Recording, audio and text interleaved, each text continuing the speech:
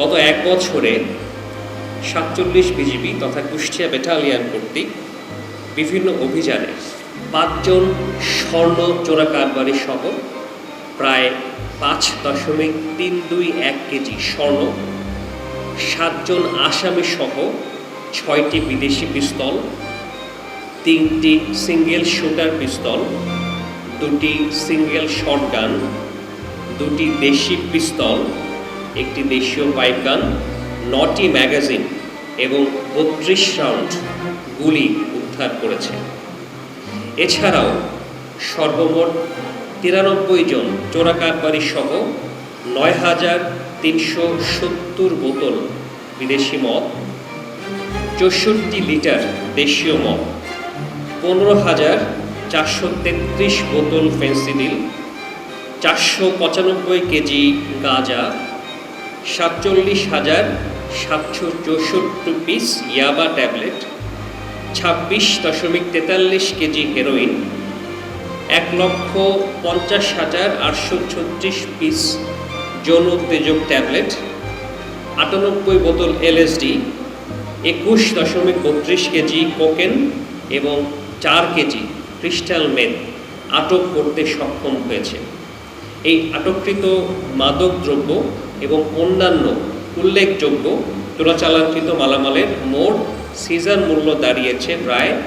120 কোটি 96 লক্ষ টাকা। অন্যদিকে আমাদের বিভিন্ন সময় আমরা যৌথ অভিযান পরিচালনা করেছি, আপনারা দেখেছেন। এরকম অভিযানে আমরা প্রায় 300 পিস ইয়াবা, 17,480 প্যাকেট অবৈধ বিড়ি সিগারেট, 1544 পিস বিভিন্ন প্রকার কসমেটিক্স সামগ্রী, 2880 কেজি ভারতীয় বেহুন্দি অর দোয়ারি জাল, 38,144 কেজি চায়না জাল, 30,970 কেজি কারেন্ট জাল এবং 2টি অবৈধ জাল তৈরির মেশিন সহ বিপুল পরিমাণ সরঞ্জামাদি আটক করা হয়, যার বাজার মূল্য প্রায় 10 কোটি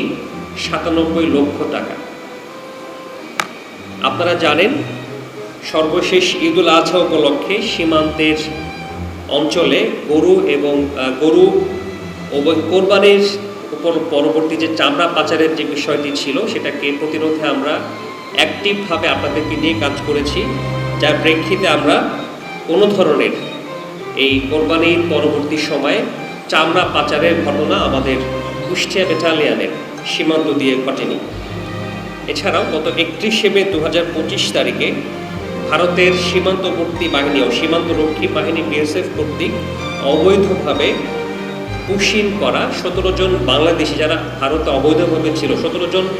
বাংলাদেশিকে তারা পুশিন করলেও পরবর্তীতে বিএসএফ এবং বিজিবির ব্যাটালিয়ন কমান্ডার পর্যায়ে বৈঠকে এবং পতাকা বৈঠকের মাধ্যমে তাদেরকে নিরাপদে ফেরত নিয়ে আসা হয়েছে এবং পরবর্তীতে এই ঘটনা আর ঘটেনি। এখন পর্যন্ত আমরা